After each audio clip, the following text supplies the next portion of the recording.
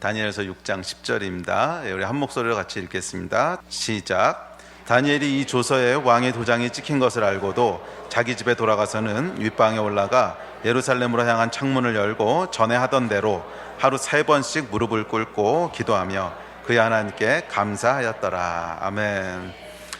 욥기에 보면 여러분 유명한 구절이 등장합니다. 내 시작은 미약하였으나 내 나중은 심히 창대하리라. 뭐 교회를 다니는 사람이든 다니지 않는 사람이든 너무나 사랑하는 구절입니다. 이 말이 언제 어떤 컨텍스트에서 선포됐는지와 관계없이 모든 사람들이 사랑하는, 사실은 뭐 좋은 컨텍스트에서 선포된 말은 아니에요. 그래서 이렇게 쉽게 인용할 수 있는 말은 아님에도 불구하고 모든 사람들의 사랑을 받는, 뭐 그리스도인뿐만이 아니라 불교 신자들까지도 너무 좋아하는 구절입니다. 내 시작은 미약하였으나 내 나중은 심히 창대하리라. 그래요 여러분, 많은 사람들이 시작의 중요성에 대해서 얘기합니다. 뭐 시작이 절반이고 뭐 시작이 다고. 그런데 여러분, 사실은 시작보다 훨씬 더 중요한 것이 있는데 그건 뭐냐면 마지막입니다. 그렇지 않습니까? 시작이 물론 중요하긴 중요하지요. 그렇지만 시작이 중요한 이유는 의미 있는 마무리를 하기 위해서 시작이 중요한 것이지, 만약 끝에 결말이 아무것도 없다, 그럼 시작한다고 하는 게 무슨 의미가 있습니까? 좋은 결말을 보기 위해서는 시작이 중요하다, 이런 의미지요. 시작이 절반이라고 하는 것도 좋은 결과를 얻기 위해서는 시작이 중요하다 하는 의미지, 시작이 결말보다 중요하다는 뜻은 절대로 아닙니다. 성경은 반복적으로 얘기하는 것은 시작이 어떠하든지 간에 중요한 것은 결말입니다. 마지막에 어떤 결말을 맺을 것인가 하는 것이 이제 중요하다는 거죠. 많은 사람들이 시작에 대한 상처가 있습니다. 사실 저는 오늘 민정이 간증을 모르고 이 설교 준비를 했는데요, 뭐 설교 준비가 같은 맥락이에요. 많은 사람들이 시작에 대한 상처가 있다는 거예요. 어려서 부모님께 받은 상처. 많은 사람들이 내적 치유하면 이제 쏟아져 나오는 게 부모님에 대한 상처거든요. 근데 지가 부모님한테 무슨 상처를 줬는지는 절대 안 나와요. 그리고 부모님한테 받은 상처만 나오지. 사실 부모님들 내적 치유해보면 자녀들한테 받아야만 했던 상처가 훨씬 더 많아요. 그런데 부모님은 부모기 때문에, 사랑이라고 하는 게 받침되어 있기 때문에 그걸 상처로 받지 않은 것 뿐이지, 사실은 뭐 지가 부모한테 받은 상처나 지가 부모한테 준 상처나 뭐 사실 사람이 그렇거든요. 사람이 죄인이라고 하는 것은 서로가 상처를 주고받는다는 뜻이에요. 서로가 상처를 주고받는다는 뜻인데, 하여간 사람들 내적 치유해보면 부모께 받은 상처로부터 시작해서 원치 않는 가정 환경, 타고난 신체 조건, 뭐 남자로 태어나서 여자로 태어나서, 하여간 시작에 대한 불만들이 많습니다. 그런데 여러분, 중요한 것은 우리가 어떻게 시작됐냐는 것이 아니에요. 어디서부터 시작됐냐는 것도 아니고 어떤 환경에서부터 시작했냐는 것도 아니에요. 정말 중요한 것은 뭐냐면 마지막의 결과가 어떻게 될 거냐는 거예요. 마지막에 우리가 주님 앞에 설 때 어떨 거냐는 거예요. 이게 여러분 진짜 중요한 거 아닙니까? 뭐 시작을 시궁창에서 했던, 시작을 금수저로 묶고 났던, 마지막에 주님 앞에 설 때 우리가 서 있을 그 모습이 어떠한가 하는 이 결과가 중요한 것이지, 마지막이 중요한 것이지 시작이 어떠했나 하는 것은 중요하지 않습니다. 그래서 시작이 어떠했든지 간에 우리 인생을 결국에 평가하게 될 것은 우리의 인생을 다 마치고 하나님 앞에 섰을 때, 그때 우리가 어떤 모습으로 쓸 것인가, 어떤 열매를 가지고 쓸 것인가 하는 것이 우리 인생을 평가하게 되는 것이지, 뭐 시작이 어땠고 중간이 어땠고 하는 것은 별로 중요하지 않습니다. 뭐 중요하지 않단 말은 좀 과장일지 모르지만, 뭐 과정이 없이 결과가 하늘에서 뚝 떨어지는 건 아니니까요. 그럼에도 불구하고 시작이나 중간보다 훨씬 더 중요한 것은 그래서 결국 어떤 열매를 맺을 건가 하는 거죠. 그리고 중간의 과정이 중요하다고 하는 것도 이런 좋은 열매를 맺기 위한 과정일 뿐입니다. 그 얼마 전에 축구 시합에서요, 그 청소년 월드컵이 있었죠. 17세 미만. 그래가지고 뭐 자매들은 축구 안 좋아하니까 모르겠지만 형제들은 아마 되게 좋아했을 거예요. 이승우라고 요즘 한창 잘 나가는 그 녀석이 나오나, 이건 축구 시합이 있었는데 그 시합에서 우리나라가 월드컵 사상 처음으로 2경기만에 예선을 통과했습니다. 이런 적이 한 번도 없었거든. 2경기를 다 이겨가지고 처음에, 그래서 예선을 통과했는데, 두 번째 게임이 아주 인상적이었어요. 아프리카 기니 팀하고 시합을 했는데요, 시합 내내 밀리다가 후반 추가 시간에 골을 넣어가지고 이긴 거 아니에요, 글쎄. 1대0으로.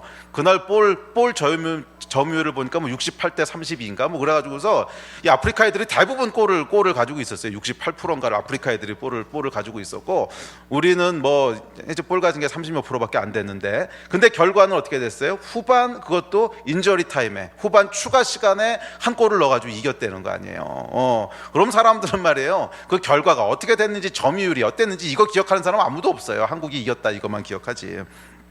자, 여러분, 뭐 후반 추가 시간에 골을 넣던 아니면 뭐 끝나기 직전에 넣던 하여간 마지막에 어떻게 결론이 나느냐는 것이 중요한 거 아닙니까? 예. 그 이야기의 그 대표적인 사람이 누구예요? 십자가상의 강도잖아. 평생 정말 헛물 켜면서 평생 헛질하면서 살다가 뭐 지옥에 가야 마땅한 인생인데 마지막 한순간, 그것도 정말 마지막이었잖아.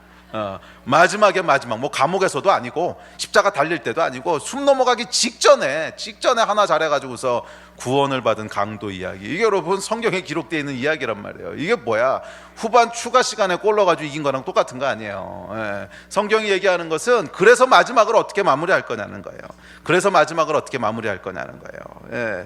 한 해가 다 저물어 갑니다. 2015년이 여러분 이제 2달 남았습니다. 뭐 2달도 안 남은 거지. 1달 반 남았습니다. 한 해를 어떻게 마무리하기 원하십니까? 2015년도를 여러분 어떻게 시작하셨는지 모르겠지만 2015년도 시작할 때보다 더 중요한 것이 지금입니다.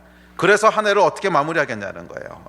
한 해 동안 어떻게 지내셨는지, 성공적인 시간을 보내셨는지 아니면 헛물을 켜셨는지 모르겠지만 그거 다 뒤로 접고 이제 남아있는 1달 반 동안 한 해를 어떻게 결론 지으시겠어요? 이게 2015년도의 최종 평가가 될 겁니다. 아멘. 뭐 과거에 대해서 아무리 후회하셔도 소용없고요. 이럴 줄 알았으면 1월 달부터 잘할 걸 뭐 이딴 생각해봐야 소용없고요. 반대로 뭐 10개월 동안 여러분들이 얼마나 잘해 오셨는가, 이것도 마무리를 잘못하면 더 소용없어지는 거예요. 그래서 여러분들이 후회할 일을 하셨던 아니면 뭐 잘한 일을 하셨던 관계없이 지금까지 했던 것들은 이미 과거입니다. 그냥 흘려보내세요. 이미 과거니까 흘려보내. 어쩔 수 없잖아. 과거를 바꿀 수 없으니까. 그렇다면 남아있는 1달 반 동안 어떻게 한 해를 마무리하시겠습니까? 이것이 2015년도를 평가하는 평가가 될 겁니다. 아멘. 그래서 여러분 이제 그냥 한 해가 다 갔다고 뭐 이미 끝났어 이렇게 생각하지 마시고요. 지금부터 남아있는 1달 반을 어떻게 의미 있게 사용할 것인가, 어떻게 여기서 한 해의 추수를 할 것인가, 이걸 가지고 기도하고 고민하시기를 주의 이름으로 도전하고 축복합니다. 아멘. 사실 성경에서 이야기하는 은혜라는 단어가 이 의미잖아요. 은혜라는 게 뭐야? 경기 내내, 인생 내내 헛물 켜다가 마지막에 역전하는 거, 이게 은혜잖아요. 잘해서 좋은 열매가 맺으면 그게 무슨 열매야? 아니 그게 무슨 은혜야? 은혜라고 하는 거는 경기 내내, 인생 내내 헛물 켜고 헛질하다가 마지막에 역전하는 거를 은혜라고 부르는 거잖아. 그렇지 않아요? 은혜는 내가 잘해서 내 공로로 뭘 하내는 건 은혜가 아니야. 그건 노력한 보답이지. 은혜라고 하는 것은 내가 그런 자격이 없는데, 경기 내내 밀렸는데, 경기 내내 별 없었는데, 그래 민영아 은혜 잤냐? 우리 민영이가 이번에 백석 예대에 합격했습니다. 할렐루야. 그래요. 그렇게 가고 싶어 하더니 그래 물론 열심히 노력했어요. 그렇지만 은혜잖아. 될 줄 몰랐지. 그래요. 이게 뭐냐면 이제 민영이가 그랬다는 게 아니고, 인생 내내 헛물 켜다가 1년 내내 헛질하다가도 마지막에 역전시키는 것이 하나님의 은혜라고요. 아멘. 그래서 여러분 포기하지 마시고 십자가 강도처럼 마지막 순간에도 역전이 일어날 수 있습니다. 마지막 순간에 역전이 일어날 수 있어요. 여러분 올 한 해를 어떻게 사셨습니까? 돌파 경험하셨어요? 부흥이 있으셨습니까? 아마 돌파와 부흥을 경험한 분 분명히 있을 겁니다. 할렐루야. 축복합니다.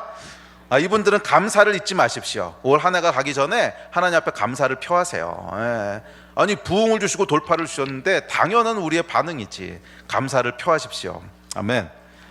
감사 헌금하세요. 이거 필요합니다. 배워야 돼요. 아멘. 그리고 더 큰 부흥과 돌파를 사모하시기를 바랍니다. 그런데 혹시 아직까지 특별한 부흥이나 돌파를 경험하지 못하신 분 계십니까? 뭐 그런 분도 분명히 있을 거예요. 뭐 그런 분들은 간증을 안 하니까 잘 모르지.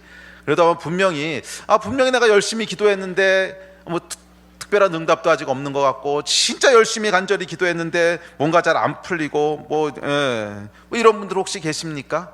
그런 분들은 첫째는 잘못 기도한 거 아닌지 잘 한번 돌아보셔야 됩니다.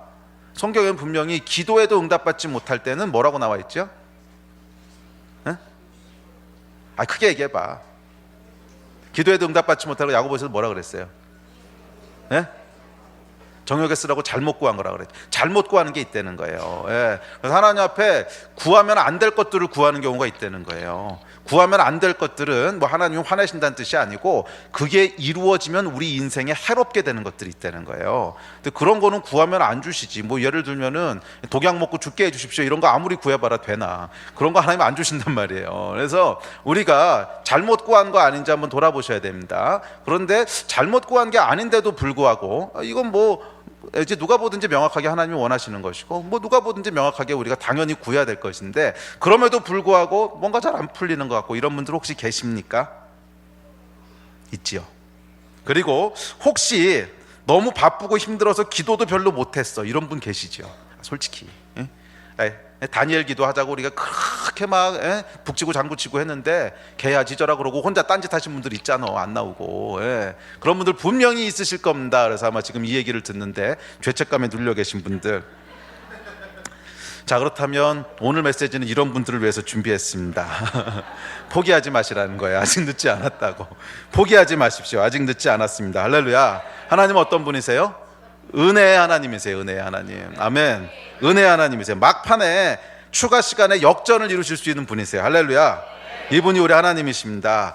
십자가 강도가 마지막 순간에 역전을 이루었듯이 우리 하나님께서 올해 마지막 순간까지 기회를 계속 주고 계신다는 거예요. 할렐루야.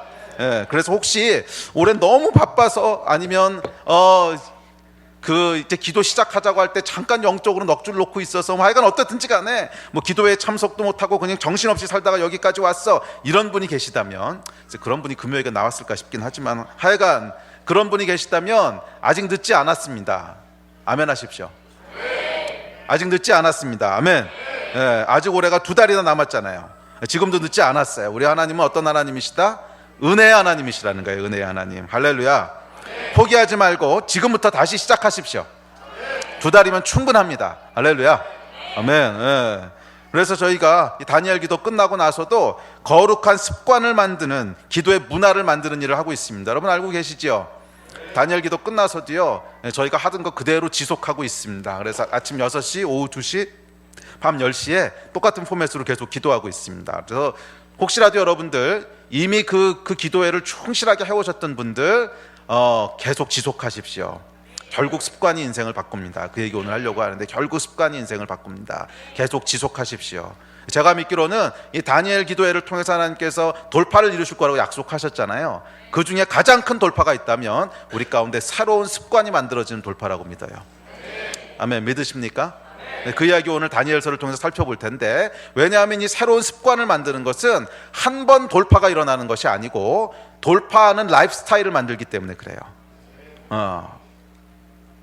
잘 따라오고 계세요? 거룩한 습관을 만드는 것은 한 번 돌파하는 어떤 이벤트가 아니고 계속 돌파가 일어나는 삶의 패턴을 만들어낸다는 거예요. 그래서 여러분 돌파 가운데 가장 중요한 돌파가 뭐겠어요? 우리 안에 거룩한 새로운 습관들이 만들어지는 거라고 믿습니다. 그래서 우리가 지난 한 6월 달부터 시작해서 지금까지 거의 한 4개월, 5개월, 6개월을 계속 기도해 오고 있는데, 돌파와 부흥을 해서 기도해 오고 있는데, 이 돌파와 부흥에 우리 공동체적인 차원의 어떤 가장 큰 응답이 있다면 이것이 거룩한 습관으로 문화로 자리 잡게 되는 돌파인 줄로 믿습니다. 그래서 우리가 지난 언제부터 기도했죠? 3달 기도했죠. 다니엘 기도회를 3달 동안 기도했던 것에 구체적인 열매라고 믿습니다. 응답이라고 믿는데 그것은 뭐냐면 우리 가운데 기도의 문화, 거룩한 습관들이 정착하게 되는 거예요. 아멘. 그래서 여기 여러분 동참하게 되시기를 다시 한번 강력하게 권합니다. 그래서 지금까지 바빠서 아니면 뭐 넉넉히 있어서 어떤 이유에서든지 간에 이 기도에 동참하지 못하셨던 분들이 있다면 아직 2달이나 남았습니다. 올해 안에 동참하셔서요 우리 하나님이 행하신 일을 경험하게 되시기를 축복합니다. 그래서 막판 역전을 경험하게 되시기를 주의 이름으로 축복합니다. 아멘. 아멘. 그리고 지금까지 충성되게 이 기도회를 잘 따라오셨던 분들은 이제 기도회 끝났어 그러고 넋줄 놓지 마십시오. 그러면 자기 손해예요. 물론 우리가 기도한 것만큼의 하나님께서 어떤 돌파를 주실 겁니다. 전 거기에 대한 믿음이 있어요.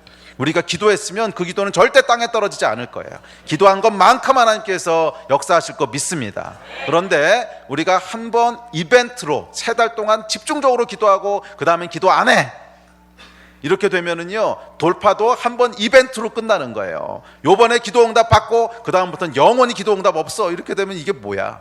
그렇게 되면 안 되잖아요. 아멘. 그래서 이것이 어떤 계속되는 어떤 돌파의 라이프 스타일이 만들어져야 된단 말이에요. 그러기 위해서는 뭐가 만들어져야 돼요? 기도하는 라이프 스타일이 만들어져야 돼요. 그러므로 여러분, 지금부터 시작입니다. 지금부터 하나님이 행하신 일들 시작이에요. 이것을 기대하시고 우리 거룩한 문화, 거룩한 습관에 동참하신 여러분 되시기를 주의 이름으로 도전합니다. 자, 이 거룩한 습관 얘기를 하면은 다니엘을 빼놓을 수가 없습니다. 다니엘을 살펴보면서 이 거룩한 습관에 대한 도전들을 다시 한번 살펴보고 기도하기 원합니다. 다니엘 인생에 여러 가지 특징이 있는데 그중 대표적인 것이 있는데 그것은 뭐냐면 한 번 돌파를 경험한 게 아니고 여러 번 돌파를 경험했다는 거예요. 그래서 오늘 설교 제목이 뭐냐면, 보통은 제가 설교 제목을 느헤미야의 돌파, 에스더의 돌파 이렇게 제목 짓다가 오늘은 다니엘의 멀티플 돌파 이렇게 다니엘은 굉장히 여러 번 돌파를 경험했단 말이에요. 그리고 이 다니엘이 경험했던 사건들을 보면 보통 사람들 같은 경우에 평생에 한 번 경험할까 말까한 그런 놀라운 인생 간증이야. 인생 간증. 운동선수들이 아주 뛰어난 활약을 하면 와, 저 사람 이번에 인생 경기였어 그러잖아. 평생 한번 나올까 말까한 그런 정말 어마어마한 활약을 하면 인생 경기였어 막 그렇듯이 우리 삶에도 인생을 대표할 만한 간증들이 있죠. 평생 살면서 한번 경험할까 말까한 그런 하나님의 역사들, 은혜들. 근데 다니엘은 보면 그런 인생급 간증이요 계속 시리즈로 터져 나오는 거예요. 그렇지 않아요? 계속 시리즈로 터져 나오는 거예요. 사실 여러분, 성경에 이런 인물들은 흔치 않습니다. 대부분 기록된 사람들을 보면 한 가지 사건으로 기록이 돼요. 뭐 기드온 그러면 대단히 놀라운 하나님의 사람이긴 하지만 기드온의 306사 사건 말고 다른 거 기록된 게 있습니까? 없어요. 뭐 그냥 사소한 거 몇 가지 기록된 거 없어. 뭐 입다도 그 한 번 사건 기록돼 있지 별로 없어요. 그런데 그에 비해서 이 다니엘은요 어마어마하게 많은 계속 이어지는 돌파를 경험했단 말이에요. 그렇다면 이 다니엘에게는 다른 사람들과는 뭔가 구분되는 비밀이 있었다는 거예요. 다니엘이 이렇게 계속 이어지는 시리즈로 이어지는 인생 간증이라고 할 만한 인생 돌파라고 할 만한 그런 정도의 간증들이 돌파가 계속 이어졌다고 하는 것은 그의 삶에 뭔가 비밀이 있는 거 아니겠습니까? 그 비밀에 대해 살펴보려고 하는데 그것은 뭐예요, 여러분? 그에게 기도하는 삶의 패턴이 있었다는 거예요. 뭐야? 하루에 3번씩. 이게 결론이에요. 자, 보십시오, 여러분. 다니엘서 1장을 보면요, 다니엘서 1장은 다니엘이 10대 때 이야기입니다. 아마 15, 16, 17 뭐 한 그때쯤이었을 거예요. 10대 때 얘기란 말이에요. 근데 이때 이미 다니엘의 삶에 돌파가 일어납니다. 왕이 이제 이 소년들을 불러 모아가지고서 그 중에서 이제 지도자로 써먹을 만한 사람들, 일꾼들을 뽑으려고 교육을 시켰죠. 교육을 시켜서 먹을 거 잘 주고 잘 보호해주고 이랬는데 다니엘이 그때 뜻을 정해서 우상에게 바쳤던 재물을 먹지 않고 채소만 먹겠다고 헌신을 합니다. 근데 사실 이게 굉장한 헌신이죠. 치열한 경쟁이란 말이에요. 여기서 몇 명만 뽑히는 건데 치열한 경쟁인데 여기서 고기 안 먹겠다고 결단을 하고 뜻을 정해서 그런데 이때 다니엘에게 돌파가 일어나죠. 가장 탁월한 성적을 얻게 하셔서 왕 앞에서는 영광을 얻게 됩니다. 이게 오늘날로 얘기하면 가난한 유학생이 신앙을 타협하지 않고 믿음으로 공부했는데 하버드를 수석 졸업하고 오바마 대통령에게 특별 픽업됐다, 뭐 이 얘기잖아요. 그러니까 당시에 가장 강대국 왕에게 픽업된 거잖아. 그것도 이 소수민족 포로로 잡혀온 애가 말이에요. 가장 탁월한 성적을 내고. 이게 뭐야, 여러분?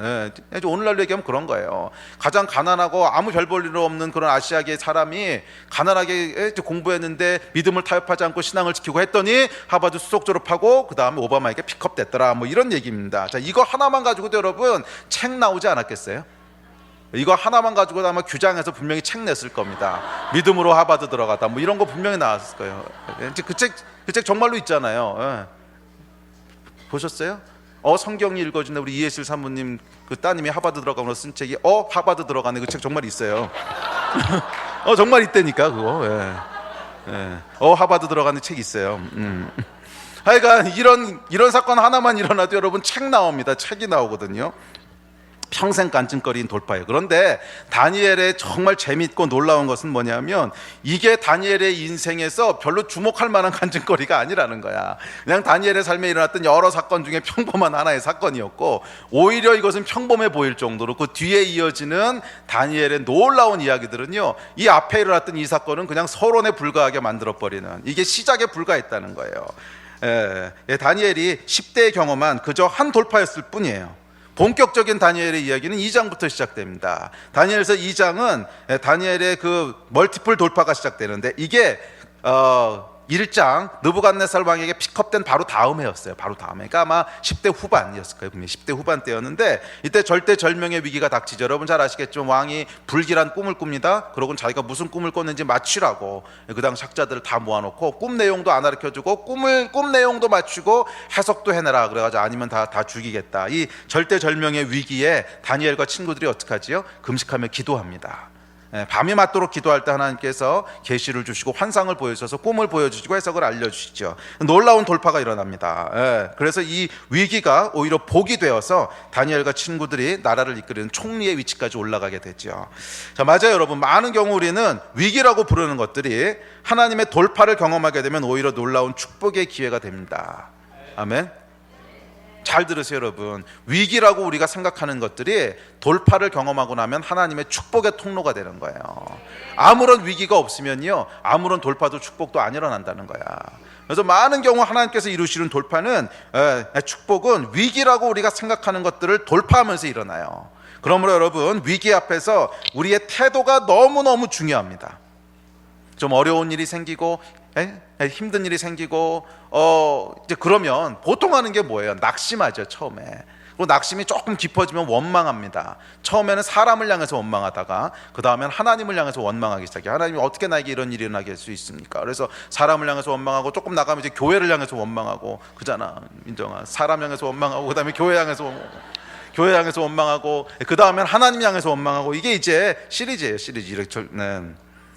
차이간 사람들이 그렇다는 거예요. 낙심하고 원망하고 그리고 나중에 포기하고 뭐 이렇게 되는데 이건 여러분 죄송하지만 전혀 도움이 되지 않습니다. 우리 인생에. 그런다고 해서 나아질 것은 정말 하나도 없어요. 생각해 보세요.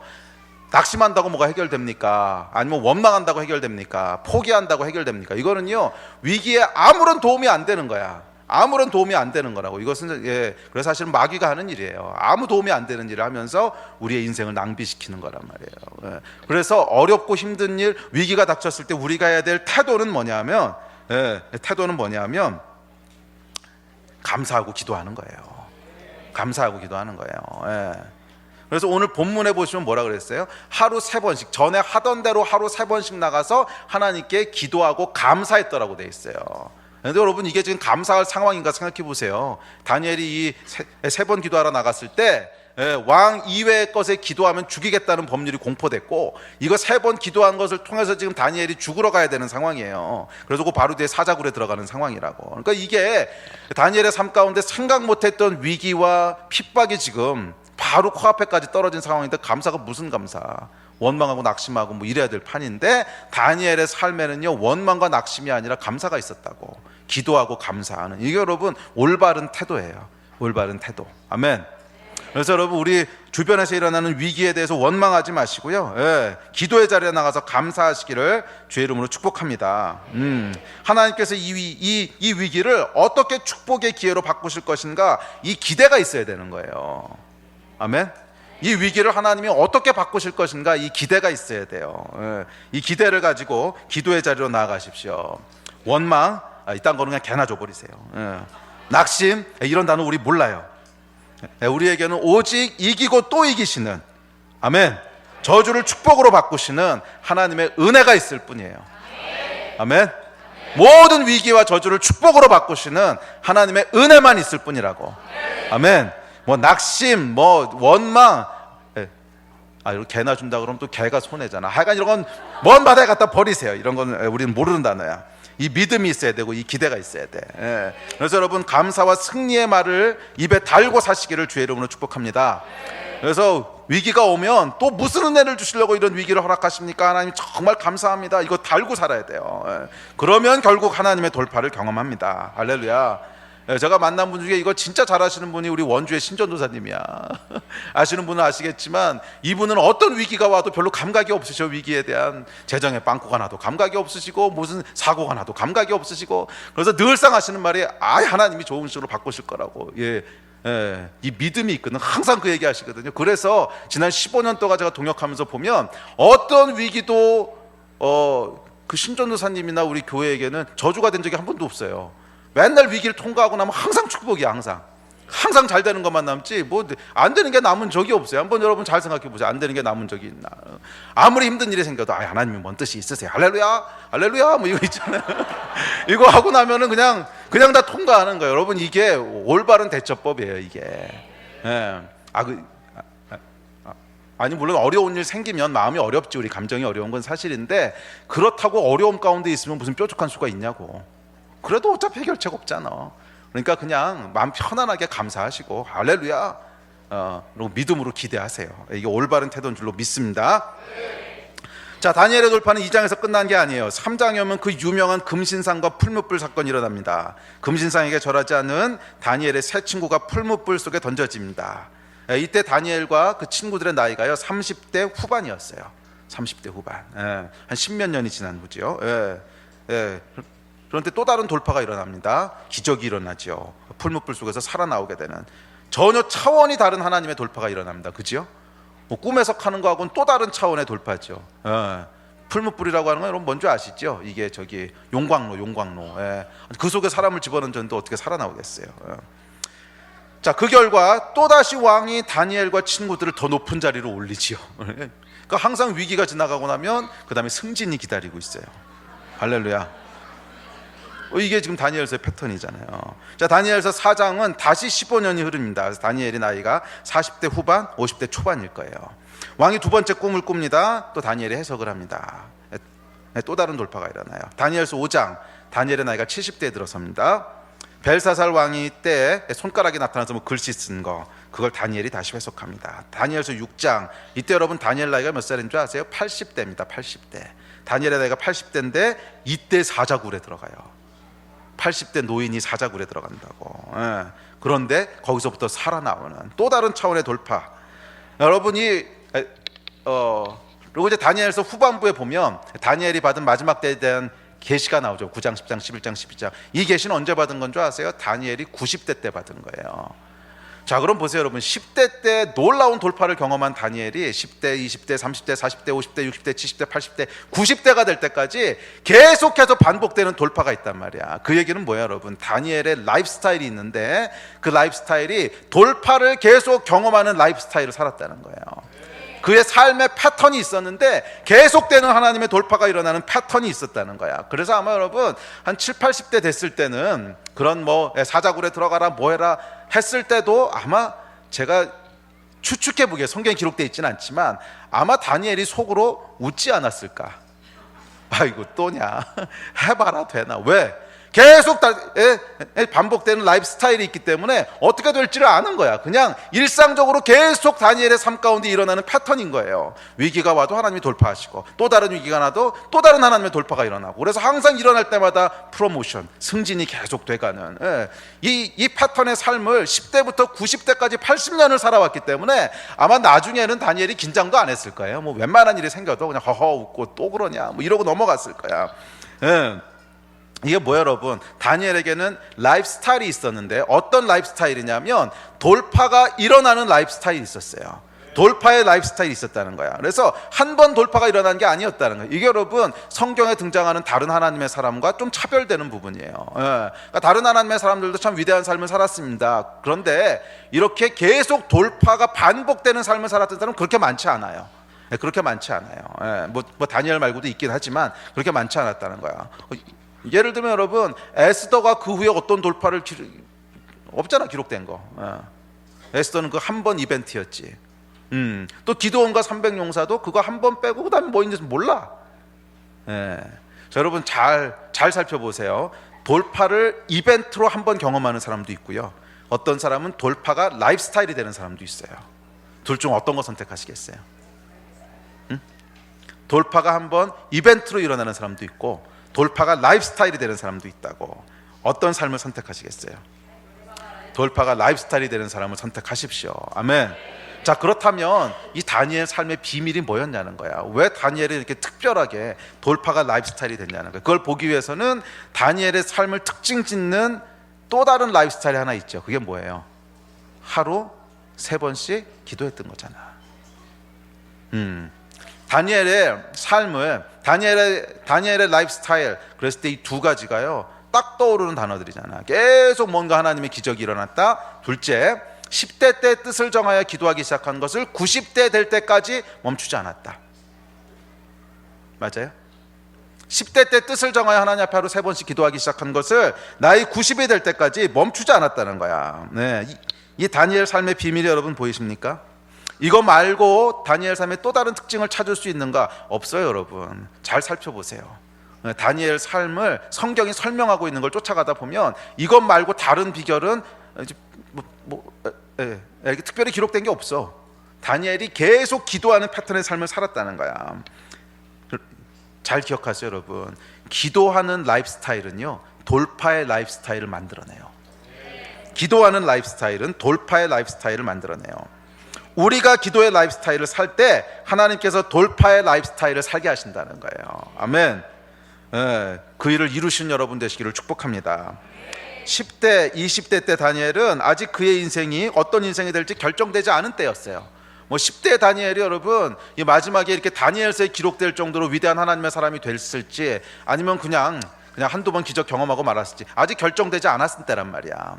그런데 이때 다니엘이 뜻을 정한 것이 있었어요. 뭐야? 나는 평생 하나님 앞에 기도하는 삶의 패턴을 살겠다. 이게 다니엘이 뜻을 정한 거였거든. 그리고 이것이 다니엘이 어떤 사람이 될지 인생을 결정해 버린 거예요.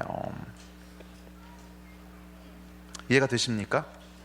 다니엘의 인생이 처음부터, 다니엘은 태어날 때부터 영적 금수저를 물고 태어나서 얘는 어떻게 살든지 간에 약간 다니엘서를 기록할 사람이 될 거야. 이게 아니라는 거야. 다니엘이 10대 때 아직 결정 안 됐어. 다니엘이 정말 이 위대한 다니엘이 될 수도 있었고, 아니면 그냥 한두 번 기적 경험하다 만 사람이 될 수도 있었고, 아니면 마지막에 끝이 좀 시원찮은 사람이 될 수도 있었고, 이건 결정 안 된 거라고. 그런데 다니엘이 10대 때 한 가지 결정했던 것이 결국 이 위대한 다니엘의 삶으로 인생을 마무리하게 되는 놀라운 비결이 되는데, 그게 뭐예요? 내가 평생을 하나님 앞에 기도하는 라이프 스타일을 살겠습니다 라고 서원을 하고 그것이 자기의 습관이 되도록 만든 것, 이게 뭐예요? 다니엘이 위대한 인생을 살 수 있도록 하는 비결이었다는 거예요. 여러분, 사실 멋지게 시작했던 사람들이 다 멋지게 인생을 마무리하는 것은 아니잖아요. 오히려 멋지게 시작했지만 아쉽게 마무리하는 사람들이 더 많지 않습니까? 우리 주변에 보면 정말 놀랍게 하나님의 사람 어쩌고 시작했는데 중간에 보면 엄한 짓하고 실수하고 넘어지고 사고치고, 그래서 마지막에 가보면 좀 아쉽게 끝나는, 이게 사실 더 많잖아. 그렇다면 여러분, 다니엘의 인생은 멋지게 시작했지만 더 멋지게 인생을 마무리하거든요. 이 비결이 뭐냐? 그것은 기도하는 삶의 습관이라는 거예요. 10대 했던 것들, 10대 때 했던 것들, 거룩한 습관, 기도의 습관을 라이프 스타일로 삼았다는 거예요. 이것이 그의 나머지 인생을 결정했습니다. 여러분은 어떤 습관을 만드시고 계십니까? 여러분은 어떤 습관을 만드시고 계십니까? 이게 여러분의 남은 인생을 결정한다는 거예요. 잘 새겨 들으십시오. 여러분은 어떤 습관을 만드시고 계십니까? 이게 여러분의 남은 인생을 결정하는 거예요. 승리야, 너는 어떤 습관을 만들고 있냐? 이게 네 남은 인생을 결정하는 거야. 알겠지? 설교 때 자기 이름 부르지 말라 그랬는데 앞으로 안 부를게. 승리의 하나님 항상 승리하시고 또 승리하신 우리 좋으신 하나님, 할렐루야.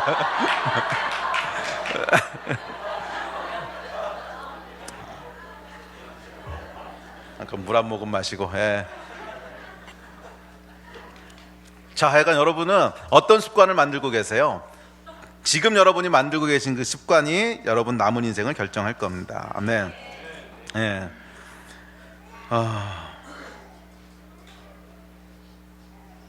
그러므로 여러분, 시작은 화려했지만 끝은 흐지부지한 인생 되지 마시고요, 끝이 화려한 인생이 되십시오. 끝이 화려한 인생이에요. 아멘. 그래서 여러분, 기도가, 하여간 기도를 포기하지 마세요.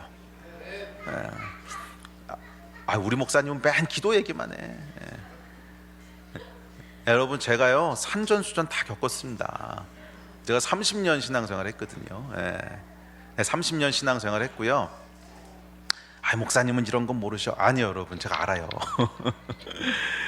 제가 다른 목사님들하고 이렇게 대화를 해보면 많은 분들이 저에 대해서 하는 평가가 뭐냐면 스펙트럼이 굉장히 넓다는 거예요. 아주 진보적인, 저는 학생 때는 이 해방 신학에도 관심이 있었거든요. 해방 신학부터 시작을 해가지고서 자유주의 신학부터 그다음에 IVF 쪽에도 굉장히 관심이 있었어요. 그래서 지성 사회의 어떤 변화들, 하여간 제가 굉장히 다양한 것들을 경험했어요. 하나님이 그렇게 인도하셨어요. 그래서 굉장히 다양한 걸음들을 걸었어요. 그래서 제가 감히 이렇게 자신하는 것 중에 하나가 스펙트럼이 굉장히 넓다는 거예요. 여기부터 여기까지. 근데 제가 30년 다 이것저것 산전수전 겪어보고 내린 결론은 뭐냐면 결국 기도한 대로 된다는 거예요. 결국 기도한 대로 된다는 거예요. 만약 못 믿겠으면 여러분도 한 30년 해보시고 그러면 똑같은 결론 나올 텐데, 아니면 믿으세요. 그냥 목사가 하는 얘기를. 예. 결국 이것저것 다 해보니까요, 결국 결론은 뭐냐면 기도한 대로 되더라는 거예요. 기도한 대로. 기도의 자리에 서 있지 않은 사람은 절대로 오래 가지 못해요. 기도의 습관을 들이지 못한 사람은 반짝 이벤트로 하나님을 경험할 수는 있어요. 반짝이 뭐 한 3년 5년 반짝 어떻게 뭘 할 수 있을지 몰라요. 근데 절대로 롱런하지 않아요. 끝까지 가는 사람, 마지막이 더 화려한 사람은 100이면 100 다 공통점이 있어요. 그건 뭐예요? 깊은 기도의 습관들이 있어요. 깊은 기도의 삶들이 있어요. 마지막까지 화려하게 간 사람, 그 화려하다고 하는 게 뭐 겉으로 드러나는 것이 아니고 하나님 앞에서 많은 열매를 맺으면서 끝이 더 하나님 앞에 충성되게 끝났던 사람들 보면 모든 사람의 공통점이에요. 기도하는 삶의 패턴들이 있어요. 그러니까 이거 살지 않고는 여러분 절대로 여러분 끝이 더 좋을 수 없습니다. 이건 제가 30년 결론이에요. 뭐 아무리 머리 굴리고 아무리 열심히 하고 아무리 몸을 바쳐 헌신하고 정의를 위해서 내 몸을 불사른다 할지라도 끝에 가서 하나님 앞에 좋은 평가를 받은 충성된 사람들은 항상 그 삶의 기도의 패턴들이 있어요. 이거 여러분 놓치시면 안 돼요. 아멘. 제가 30년 동안 해왔던 모든 실험에 대한 지금까지 최종 결론이고, 제 숨 멎을 때까지 내리게 될 최종 결론이 그거예요. 결국 남는 건 기도다. 결국 기도의 자리에 있어야만 한다. 아멘. 왜냐하면 인간이 연약하기 때문에 그래요. 인간이 연약하기 때문에 그래요. 우리가 하나님 앞에 다 죄인이고요. 우리 능력으로 하나님 앞에 이제 없어요. 그런 거. 인간이 죄인이기 때문에, 인간이 연약하기 때문에 기도의 자리에 있지 않으면 소망이 없어요. 소망이. 아멘. 기도의 자리를 사모하신 여러분 되시기를 주의 이름으로 축복합니다. 자, 제가 발견한 중요한 진리가 하나 있습니다. 그건 뭐냐면 돌파가 일어나지 않는 사람들의 공통된 특징인데, 그거는 뒷심이 없다는 거예요. 뒷심이. 처음에 시작할 때는 잘해. 네. 그런데 하다가 보면 흐지부지 돼버려. 이해가 되세요? 그리고 또 이제 또 다른 뭔가를 시작해. 그리고는 또 얼마 가다 흐지부지 돼. 이것을 반복해요. 그런데 이런 사람은 돌파를 경험할 수가 없어요. 시편 1편에 보면 복 있는 사람이 어떤 사람이라고 나오죠? 시편 1편 제가 말씀드릴게요. 그는 시냇가에 심은 나무가 철을 따라 열매를 맺으며 그 잎사귀가 마르지 아니함 같으니 그가 하는 모든 일이 다 형통하리로다. 악인들은 그렇지 아니하며 오직 바람에 나는 겨와 같도다. 아멘. 자, 여기 보면 여러분 복 있는 사람과 복 없는 사람을 딱 대비를 시킵니다. 복 있는 사람은 어떤 사람이야? 시냇가에 심기운 나무 같은 사람이고요. 복 없는 사람은 어떤 사람이야? 바람에 나는 겨. 경상도 사투리가 아니고 바람에 나는 겨. 바람에 나는 겨, 이게 복 없는 사람이라는 거야. 자, 여기서 여러분 대비시키는 두 가지는 아주 분명합니다. 겨는 어때요? 이리저리 옮겨 다닌다는 거예요. 여기 조금 있다가 바람이 휙 불면, 유행이 휙 불면 그리로 휙 가. 거기 또 조금 있다가 또 바람이 불면, 유행이 불면 또 휙 날아가. 이게 겨예요. 그런데 이런 겨와 같은 사람은 복이 없다는 거야. 복이 없다는 거야. 복 있는 사람은 어떤 사람이에요? 이 휙휙 날아다니는 사람은 여러분, 휙휙 날아다니니까 좋아 보일 것 같고 최신 유행 쫓아다니는 것 같고 뭔가 있을 것 같아 보이지만 열매를 맺지 못한다는 거예요. 열매를 맺는 사람은 어떤 사람이에요? 시냇가에 심기워진 사람이에요. 이해가 돼요? 시냇가에 심기워진, 이건 여러분 정말 깊은 진리가 있는 말씀입니다. 여러분 잘 묵상해 보세요. 이건 교회도 마찬가지예요. 한 교회에 깊게 심기워진 사람이 결국 열매를 맺고요, 기도도 한 자리에 깊게 심기워진 사람이 열매를 맺고요, 어떤 사역도 한 사역에 깊게 심기워진 사람이 열매를 맺고요, 사업도 한 사업에 깊게 심기워진 사람이, 이게 뭐야? 하나님이 창조하신 원리예요. 한 곳에 깊게 심기워진 사람이 열매를 맺는다는 거야. 시냇가에 심기워진 사람이 열매를 맺는다는 거예요. 바람에 나는 겨는 열매를 맺지 못한다는 거야. 그냥 이리저리 많이 돌아다니는 것 같지만, 분주한 것 같지만 끝에 가보면 열매가 없어. 열매는 누가 맺어요? 시냇가에 심기워진 나무가 열매를 맺습니다. 아멘. 그냥 나무가 아니고 시냇가에 심긴 나무, 다시 말해서 주님 옆에 묵묵히 심기워진 사람. 아멘. 우직하게 한 번 시작한 건 변하지 않고, 포기하지 않고, 낙심하지 않고 그냥 박혀있는 사람, 이 사람이 복이 있는 사람이라는 거야. 이 사람이 열매를 맺는다는 거야. 이런 사람은 모든 일이 형통하다는 거야. 뭐라고요? 모든 일이 형통하대요. 할렐루야. 이게 문자 그대로 모든 일이야. 그래서 얘가 이것이 창조 원리라 그랬잖아요. 뭐 사업을 하던, 교회에 있던, 미니스트리를 하던, 뭐라든지 간에 모든 일에 형통한 비밀은 뭐예요? 심기워 주신 곳에 심겨 있는 거예요. 한 곳에서 자리를 지키는 거야. 그래서 여러분, 예수님 뭐라 그러셨어요? 예? 맡은 자들에게 구할 것은 충성이라 그랬어요. 충성이라고 하는 게 뭐야? 한 번 시작한 걸 계속 한다는 거야. 우직하게 한다는 거야. 한눈 팔지 않고 한다는 거야. 이게 충성이죠. 그래서 충성된 사람은 열매를 봐요. 아멘. 충성된 사람은 돌파를 경험해요. 다니엘이 90세가 넘어서까지 놀라운 하나님의 역사를 경험할 수 있었던 비결은 그가 90 넘기까지 기도하는 일을 멈추지 않았다는 거예요. 기도하는 일을 포기하지 않았다는 거예요. 한결같이 그 자리를 지켰다는 거예요. 한결같이 그 자리를 지켰다는 거예요. 이 충성, 이 기도의 자리를 지키는, 자기가 있어야 될 자리를 떠나지 않는, 이게 여러분 다니엘 인생의 비결 아니었냐는 거예요. 여러분은 자리를 지키고 계십니까? 특별히 기도의 자리를 지키고 계십니까? 기도의 자리를 지키고 계십니까? 있어야 될 그 자리를 떠나지 않고 지키고 계십니까? 아니면 바람에 나는 겨이십니까? 일리 휙 전리 휙. 이래서는 여러분 열매 맺을 수가 없어요. 기도의 자리를 지키셔야 됩니다. 아멘. 기도의 자리를 지키셔야 돼요. 제가 지난주에 이제 미국에 컨미션 국제회의를 다녀왔는데, 우리 교회에서 이제 파송한 박윤호 선교사님이 호주컴 대표로 계시죠. 근데 호주컴 대표로 갈 때 굉장히 어려운 상황에서 갔어요. 호주컴이 여러 가지 사건 때문에 다 무너지고, 이제 목사님들이 다 등 돌리시고 아무도 후원 안 해주겠다 그러고 진짜 어려운 상황에서 재건하러 들어갔습니다. 그래서 많은 사람들이 뭐라고 그러냐면 그냥 덮고 끝내지 그거 뭐 또 하냐. 그래서 참 어려운 가운데 들어갔어요. 그리고 지금 얼마 안 됐죠. 뭐 2년 반 됐나 3년 됐나? 하여간 얼마 안 됐는데 정말 놀랍게 그것을 사역하고 있는 거 있죠. 정말 놀랍게. 예. 그래서 이번 대표자 회의할 때도 다들 막 기립박수를 쳤어요. 어떻게 그렇게 사역을 했냐고, 어떻게 그렇게 사람들의 마음을 얻었냐고. 근데 그 비결이 있습니다. 비결이 뭐냐면 호주에 박주원 목사님 계시죠. 우리 박주원, 사랑하는 박주원 목사님. 박주원 목사가 제일 강조하는 게 뭐냐면 기도의 자리를 지키는 거예요. 거기서 제일 강조하는 게 뭐냐면 시간이야.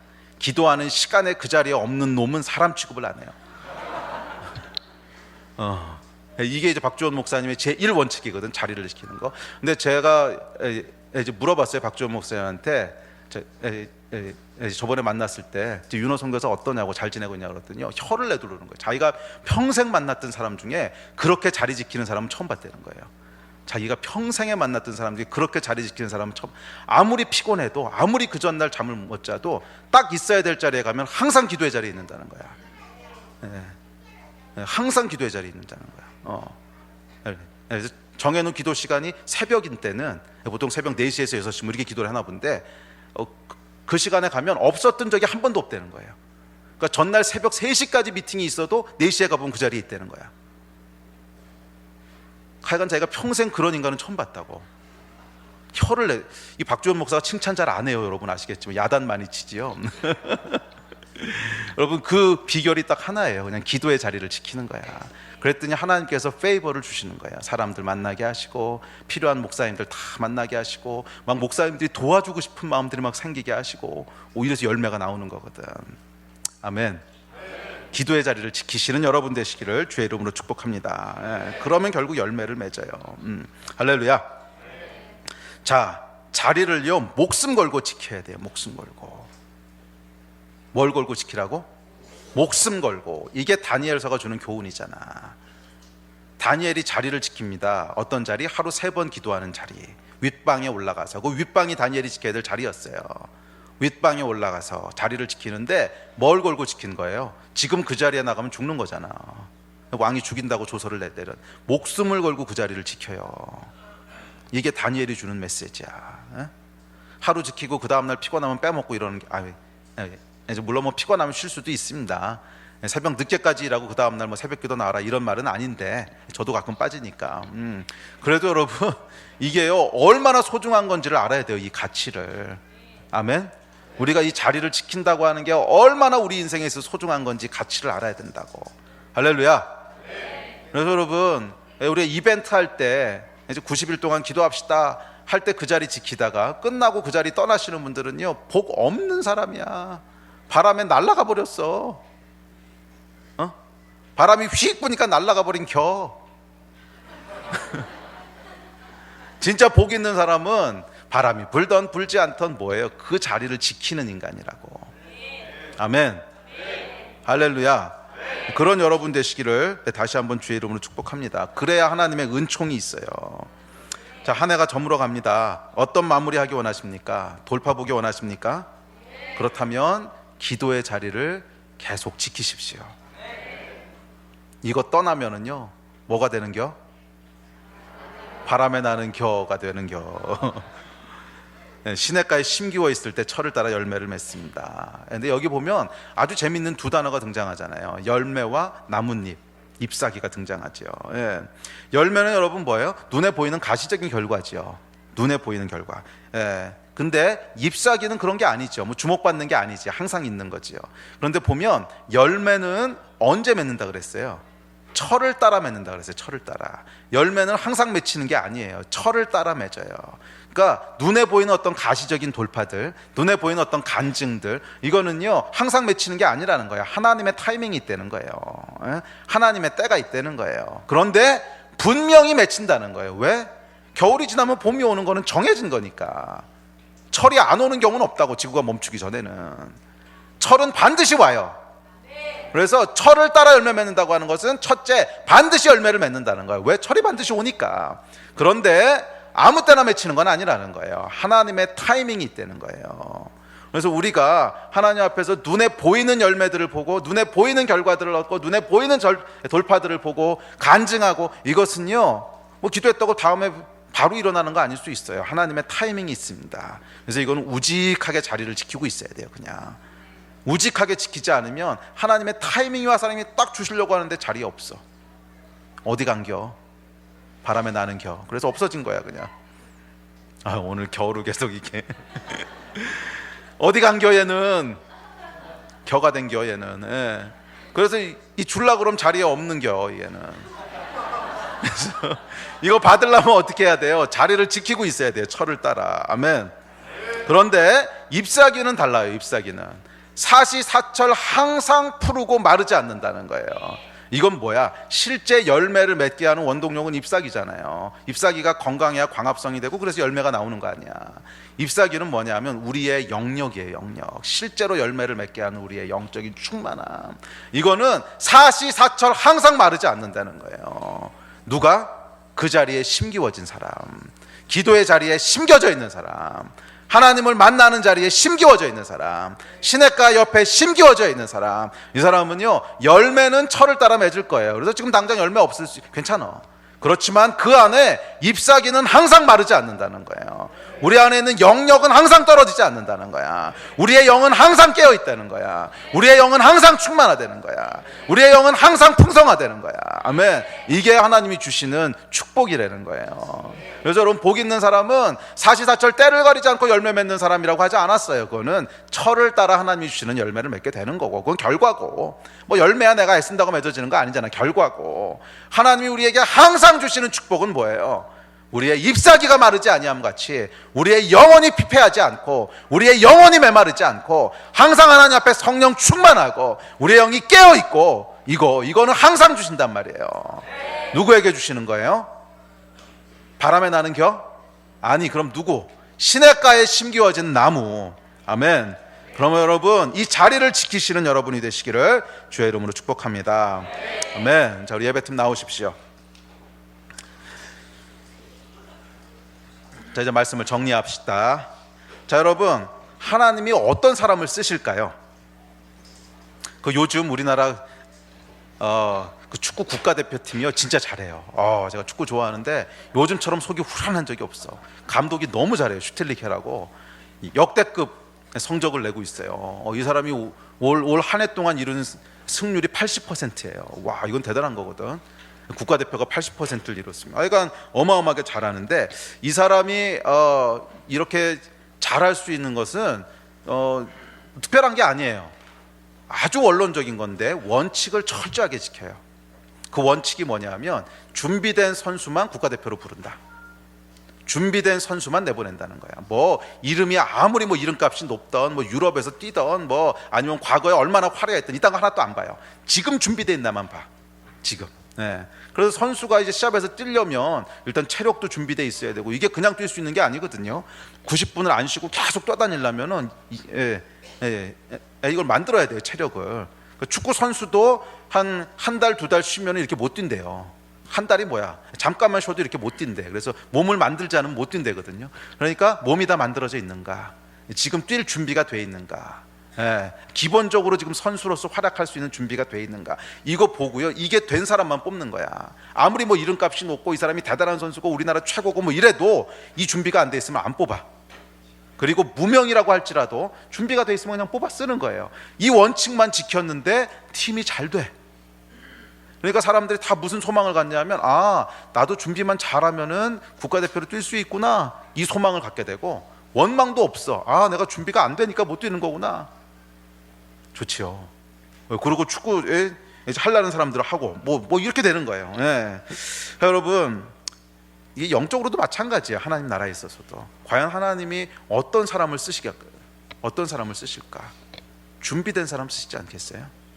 그 준비가 뭘까요? 거룩한 삶을 사는 습관이 돼 있는가 이거예요. 경건한 삶의 습관이 그러니까 빌드업 돼 있는가, 형성돼 있는가. 삶에 그냥 필 받았을 때는 막 금식하고 이러다가 필 떨어지면 그냥 이게 아니고, 이해가 돼요? 무슨 말인지? 그러니까 집회 한번 가서 확 은혜 받았을 때는 뭐 세상을 다 구원할 것 같이 이러다가 필 떨어지면 어디가 있는지 모르는 이런 게 아니고, 그 삶에 빌드업 돼 있는 게 있는데 어떤 게 빌드업 돼 있는 거예요? 경건의 삶의 패턴들, 거룩한 습관들, 내가 매일 하나님 앞에 나가서 지켜야 될 자리, 기도와 말씀의 자리, 이거를 지키고 있는가? 결국 이 사람을 하나님 나라의 국가대표로 불러 쓰지 않으시겠어요? 그래야 공의로운 하나님이지. 뭐 과거에 무슨 얼마나 이딴 거 다 필요 없어. 이딴 거 어떤 사람 불러 쓰신다는 거예요? 경건의 준비가 돼 있는 사람, 내 삶 가운데 거룩한 습관이 빌드업 돼 있는 사람. 그러니까 이벤트로 이거 하는 거 말고 기도와 말씀의 습관이 딱 내 삶의 일부로 빌드업 돼 있는 사람, 이런 사람 하나님 쓰시지 않겠습니까? 우리도 이 기본적인 원칙에 충실해야 한다고 믿습니다. 뭐 목사건 전도사건 셀리더건 간사건 진장이건 관계없어. 누가 기본기가 갖춰져 있는가, 누가 기도의 자리를 꾸준히 지킬 그 라이프 스타일이 빌드업 돼 있는가, 누가 영적인 삶을 살 준비가 돼 있는가, 이 사람 하나님 쓰실 거라는 거예요. 아멘. 뭔 얘기인지 여러분 잘 아셨습니까? 이거 잘 기억하셔야 되는 것이, 제가 2016년도를 놓고 기도할 때 주신 마음이에요. 2016년도에 하나님 주셨던, 이게 아직 한 해도 다 안 갔는데 벌써 2016년도에 하나님이 주셨던 마음은 뭐냐면, 2016년도 한 해는 이 기본기를 다지는 기간이라는 거예요. 그와 동시에 경기에 출전할 준비된 사람들을 가려내는 기간이 될 거란 마음을 주셨어요. 잘 들으세요 여러분. 1년간 유예 기간을 주신 건데 1년 동안 하나님이 뭐를 우리에게 명령하실 거냐면 이 기본기를 준비하는 기간이 되라는 거예요. 습관을 들이는, 자리를 지키는 거룩한 삶에 다니엘의 라이프 스타일을 갖게 되는, 이거 하라는 거예요. 그리고 하나님이 1년 동안 걸러낼 거라는 거예요. 누굴 걸러내요? 경기에 뛸 사람들을 걸러낼 거라는 거야.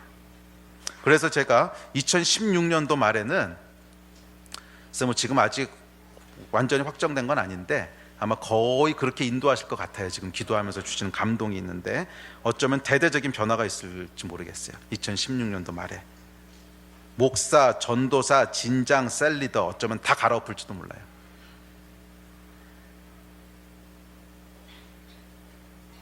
긴장들 하십시오. 목사는 저하고 윤 목사님밖에 없는데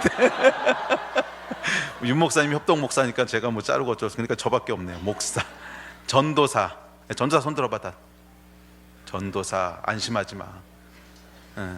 어쩌면 2017년도에는 형제로 돌아갈 수 있어요. 박력 형제 이렇게 될 수 있어요. 그리고 신상철 집사 이렇게 될 수 있어요. 알았어요? 목사도 마찬가지예요. 목사, 전도사, 진장, 셀 리더 다 갈아엎을 줄 몰라요. 다 1년 동안 경기에 뛸 사람들 하나님께서 가려내실 거란 마음 주셨거든요. 뭐 과거의 명성이 어땠던 뭐 타이틀이 뭐였던 상관없어. 이거 다 사모 마찬가지야. 사모 빼뜨릴 뻔했네요. 이거 소용없어. 이거 아무 소용없고요. 누가 경기에 뛸 준비가 돼 있나 이것만 볼 거예요. 누가 경기에 뛸 준비가 됐는가. 이건 뭐야? 누가 하나님 앞에서 기본적인 삶이 빌드업되어 있냐는 거예요. 누가 하나님 앞에서 자리를 지키고 있냐는 거예요. 누가 하나님 앞에서 경건의 삶들을 지키고 있냐는 거예요. 기도와 말씀의 그 영적인 삶들을 유지하고 있냐는 거야. 이게 안 돼 있으면 경기 뛰면 안 돼. 민폐야. 안 그래요? 안 그러냐고. 이거 안 돼 있으면 민폐라고. 민폐. 목사가 기도 안 하고 있으면 교회 민폐지. 그게 안 그래요? 진장이 기도 안 하고 있으면 그 진의 민폐지. 민폐가 아니고 재앙이지. 셀 리더가 기도 안 하고 있으면 그 셀에 뭔 붕이 일어나겠어요. 뭔 붕이. 다 같이 죽자는 얘기지 이게. 동의하고 시작합시다 여러분. 1년 뒤, 뭐 지금 당장 하지는 않겠습니다. 뭐 기회를 줘야 되니까. 1년 뒤 내년 말에는요 제가 싹 뒤집어 엎을지도 몰라요. 뭐 안 엎을지도 모르고 그건 이제 그때 가봐서. 근데 지금 주시는 감동은 하여간 하나님께서 경기에 뛸 사람들은 준비된 사람들이어야 된다는 거야. 아멘. 나이 뭐 이딴 거 고려하지 않을 거예요. 왜? 디모데에서 보면 네가 나이 어린 것 때문에 업신여기지 말라 그랬거든. 나이 어리면 어때? 영적으로 준비되어 있으면 리더로 서는 거지. 할렐루야. 자, 이 기준만 가지고 뽑을 거예요. 저도 슈틸리케, 영적인 슈틸리케. 과거에 학연, 인맥 뭐 이런 거 가지고 하니까 나라가 망하잖아. 그러니까 영적인 슈틸리케야 이게. 그래서 딱 준비된 사람들만. 아멘. 그럼 여러분 이게 뭐 제 눈에 들기 위해서 그러라는 게 아니고 오늘 다니엘 삶의 비결 했잖아요. 우리의 삶이 돌파의 라이프스타일을 가지려면 결국 뭐야? 자리 지켜야 돼요. 결국 그 자리를 지켜내야 돼요. 우리가 하나님 앞에 서는 그 자리를 지켜낼 줄 알아야 돼. 이 자리를 못 지키면 열매도 없는 거예요. 바람에 나는 겨. 그러면 열매 맺는 여러분 되시기를 주의 이름으로 축복합니다. 자리에서 일어납시다. 우리 기도합시다. 이제 10시 20분인데요 딱 11시까지만 우리 기도하겠습니다. 요즘 목사님 기도가 짧아지셨어요. 이제 죄송합니다. 제가 시차가 적응이 안 돼서 기가 빠져가지고서요. 40분 동안만 우리 전심으로 기도하겠습니다. 그리고 더 하고 싶으신 분들은 더 하세요. 자리를 더 지켜야겠다는 열정이 있으신 분들은 그렇게 하십시오. 자, 우리 주여 3번 같이 부르시고 기도할 때 오늘 말씀 기억하시면서 하나님 이것이 한 번의 이벤트가 되지 말게 하여 주시고 기도가 우리 삶의 일부가 되게 하여 주십시오. 거룩한 삶의 패턴들이 만들어지게 해주십시오. 거룩한 습관들이 만들어지게 해주십시오. 우리 마음 가지고 함께 부르짖어 기도하면서 주님 앞에 나아가겠습니다. 기도하시겠습니다.